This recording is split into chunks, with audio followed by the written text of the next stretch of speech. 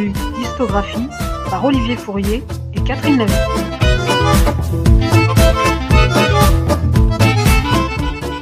Programme d'histoire, classe de 6e.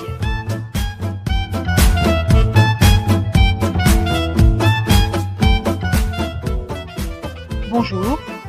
Aujourd'hui, nous nous retrouvons toujours dans le thème 1 d'histoire de 6e, la longue histoire de l'humanité et des migrations.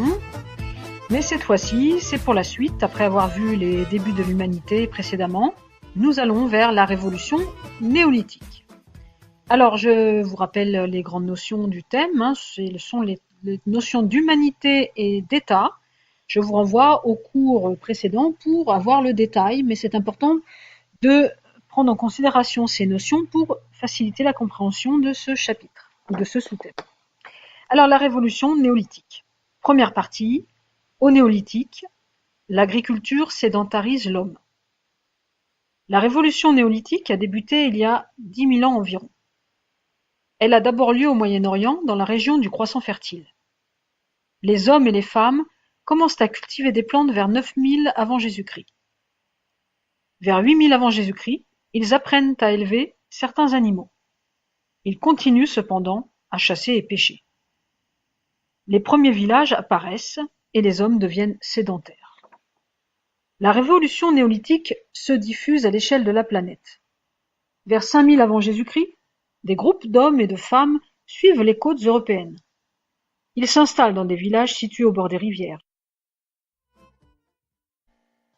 Ils cultivent surtout le blé et l'orge et élèvent des moutons et des chèvres.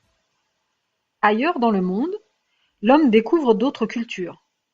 La banane en Nouvelle-Guinée, le riz en Asie, le sorgho en Afrique, le maïs en Amérique, et il élève d'autres espèces animales. Deuxième partie, des progrès importants. La révolution néolithique s'accompagne de progrès techniques. Les archéologues ont découvert des outils en pierre polie, comme des haches pour couper le bois, des faucilles pour couper des céréales ou encore des vestiges de charrues qui servaient à creuser des sillons et à semer des graines. Les femmes et les hommes du néolithique modifient ainsi leur environnement. Dans les villages, ils fabriquent des poteries, tissent ou travaillent le métal. C'est le début de l'artisanat et donc des échanges entre les peuples. Les archéologues ont également retrouvé des traces qui révèlent des croyances religieuses. Voilà, ce deuxième sous-thème est terminé. Je vous propose de nous retrouver plus tard avec le troisième sous-thème, les premiers états et les premières écritures, bien sûr sur l'histographie. À bientôt.